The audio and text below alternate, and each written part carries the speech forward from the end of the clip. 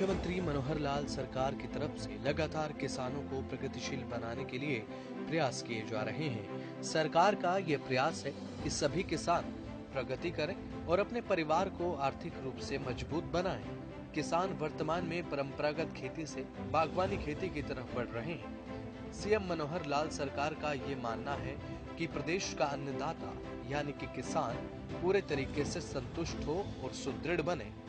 इसे लेकर सरकार की तरफ से लगातार प्रयास भी जारी है। सरकार की तरफ से किसानों को बागवानी खेती के लिए सब्सिडी देकर भी बढ़ावा दिया जा रहा है ताकि प्रदेश का किसान ज्यादा से ज्यादा लाभ अर्जित कर सके। आज हरियाणा में किसान न सिर्फ प्राकृतिक खेती कर रहा है बल्कि उसकी कमाई में भी इजाफा हुआ है। समय को देखते हुए हरियाणा के किसान जागरूक हो रहे हैं और प्राकृतिक सब्जियों और फलों की खेती करने की ओर तेजी के साथ अपने कदम बढ़ा रहे हैं। ऐसे में न तो किसानों को अपनी फसल बेचने में परेशानी होती है और न ही बागवानी खेती करने में।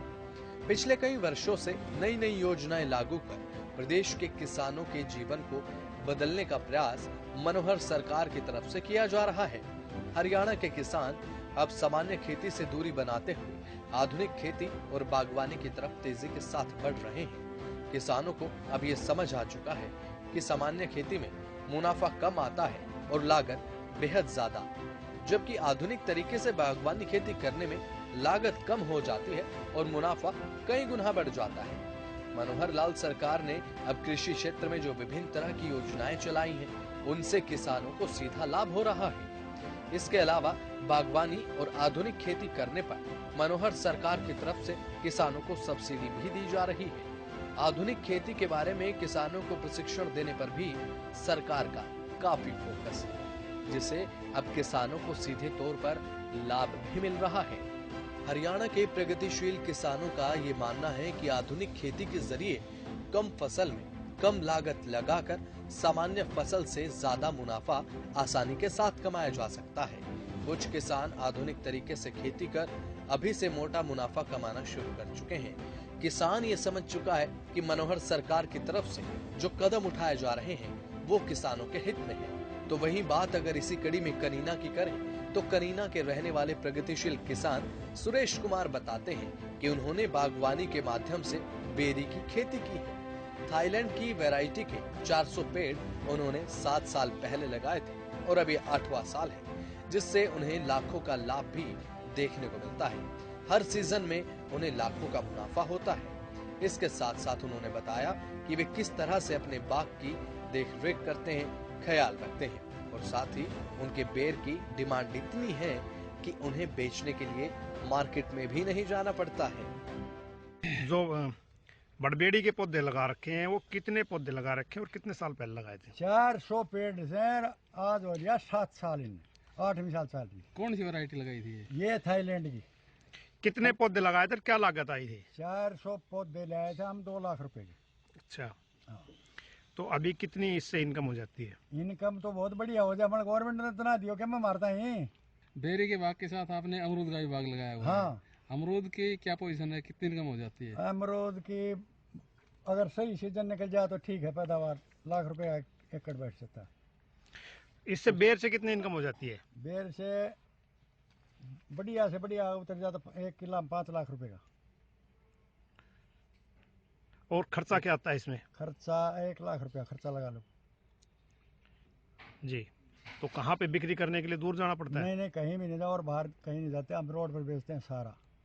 तो कैसी वैरायटी है, कितने मीठे बेर है, क्या कहना चाहो? मीठे चीनी बराबर बेर है। अपना बेर एक बार तो खा लेगा उसने आना पड़ेगा। फिर एक पूरा देसी खाद से तैयार है ये गऊ से। कौन सा खाद तैयार करते हैं उसके लिए? महेंद्रगढ़ से लेते हैं गौशाला से। और क्या क्या ट्रीटमेंट करते हैं आप इसमें पैदावार के लिए? पैदावार के लिए खुदी करना, खाद डालना, गुड़ाई करना। मतलब 3 आदमी तो इसके में परमानेंट रहते हैं जब तक बेर नहीं टूटता। साथ ही प्रगतिशील किसान सुरेश कुमार अमरूद की भी खेती करने का शौक रखते हैं। 1 एकड़ में 220 पेड़ उन्होंने अमरूद के लगाए हैं, जिससे भी उन्हें काफी मुनाफा मिलता है। उन्होंने बताया कि उन्होंने अपनी रुचि से बाग लगाने की शुरुआत की। इसके बाद उन्हें मुनाफा होना शुरू हुआ और एक अच्छी खेती की शुरुआत उन्होंने की। अमरूद की खेती से प्राकृतिक फायदा भी देखने को मिल जाता है, ऑक्सीजन की मात्रा भी बराबर मिल जाती है। सुनिए उन्होंने क्या कहा। अपने जो अमरूद लगा रखे हैं वो कितनी जमीन में अमरूद लगा रखे हैं और कितने पौधे लगाए हैं? 1 एकड़ में 220 पेड़ लगा रखे हैं। तो क्या लागत आई थी इसमें? इसमें लागत है, शुरू में पेड़ ले आए थे जब ये पेड़ 70 रुपये का एक मिला था। और भाई गड्ढा खुद बाया था, 15 रुपया गड्ढे का लेके गया था। जब भी खाद ले आए थे 6000 की वो खाद डाली थी इसमें। तो पेड़ा के तो 3500 रुपये हमारे को मिल गए थे, सरकार ने दे दिए थे। मगर उनसे अब काम नहीं चलता। अब ये 9 साल का बाग हो गया। तो एक साल में कितना मुनाफा हो जाता है लगभग? एक साल में लगभग 1 लाख रुपये। साथ ही सुरेश कुमार ने अमरूद की बागवानी में देखभाल किस तरीके से की जाती है ये बात भी बताई है। आपको ये बाग लगाने की प्रेरणा कहाँ से मिली थी? ये मेरे दिल की रुचि थी जी। हाँ, अब मैं बाग लगाऊंगा। एक तो हवा होगी, पेड़ होंगे, ऑक्सीजन की कमी नहीं होगी जी। मतलब इसमें फायदा ही फायदा है। बच्चों का भी फायदा होगा, गांव का भी फायदा होगा, अड़ोसी पड़ोसी का फायदा होगा, जीव को फायदा होगा। मैंने किया तो ये था। खाद क्या क्या देते हैं आप इसमें? इसमें खाद DAP पड़ती है, पोटास भी पड़ती है, कैल्शियम भी पड़ती है, नाइट्रेट पड़ती है, जिंक भी पड़ती है और देसी खाद भी पड़ती है, जैविक खाद। मनोहर सरकार का खेती के बारे में किसानों को प्रशिक्षण देने पर काफी फोकस है ताकि किसान जागरूक हो सके। किसानों को सीधे तौर पर इसका लाभ भी मिल रहा है। लाभार्थी किसान आधुनिक खेती के जरिए कम फसल में कम लागत लगाकर सामान्य फसल से बेहद ज्यादा मुनाफा कमा सकते हैं। कुछ किसान आधुनिक तरीके से खेती कर मोटा मुनाफा कमाना शुरू भी कर चुके हैं और कुछ बहुत पहले से कमा रहे हैं।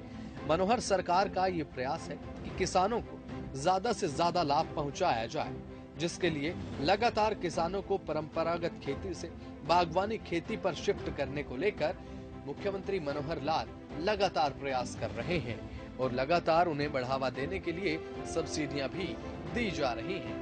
बागवानी विभाग की तरफ से भी अब जागरूकता शिविर लगाए जा रहे हैं और किसानों को बागवानी और आधुनिक खेती के प्रति अवेयर किया जा रहा है। किसानों को बागवानी के क्षेत्र में आगे बढ़ाने को लेकर सरकार के प्रयास लगातार जारी हैं। कृषि क्षेत्र में प्रदेश सरकार के अथक प्रयासों के चलते किसान आज के समय में भारी मुनाफा कमा रहे हैं। एक समय था जब किसान अपने नुकसान को लेकर परेशान रहता था, लेकिन आज प्रदेश सरकार के कृषि क्षेत्र में उठाए गए कदमों के परिणाम किसानों को फायदे के रूप में मिल रहे हैं। प्रदेश का किसान भी आज ये समझ चुका है कि मनोहर सरकार के प्रयासों के चलते आज किसान लाभ अर्जित करने के साथ साथ अपने परिवार की आर्थिक स्थिति को भी मजबूत कर रहा है और अपना जीवन यापन करने का तरीका भी आधुनिक बना रहा है।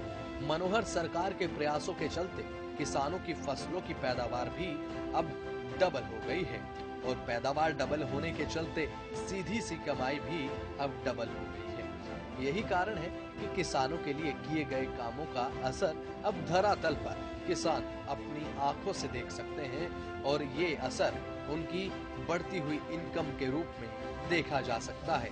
किसानों को परंपरागत खेती से आधुनिक खेती और बागवानी की तरफ बढ़ाने के लिए मनोहर सरकार की तरफ से सब्सिडी दी जाती है, जिससे किसान अब नुकसान के डर से भय मुक्त हो चुके हैं और किसानों को अब सरकार के प्रयासों का सीधा लाभ मिलता है। मुख्यमंत्री मनोहर लाल का तो बस ये मानना है कि प्रदेश का किसान मजबूत बने, आत्मनिर्भर बने और तरक्की करे, अपने परिवार की आर्थिक स्थिति को मजबूत करे। किसानों को नुकसान के जंजाल से निकालकर तरक्की के शिखर पर पहुंचाने का बेड़ा मुख्यमंत्री मनोहर लाल ने अपने कंधों पर उठाया है। प्रदेश के किसानों को आगे बढ़ाने के लिए जिस लक्ष्य के साथ मनोहर लाल सरकार काम कर रही है, उस लक्ष्य की तरफ सरकार तेजी के साथ बढ़ भी रही है। सरकार की योजनाएं किसानों के लिए वर्तमान में वरदान साबित हो रही हैं। सरकार जैसे जैसे किसानों को खुशहाल बनाने के लक्ष्य की तरफ बढ़ रही है, उसी प्रकार से प्रदेश का किसान खुशहाल बनता जा रहा है।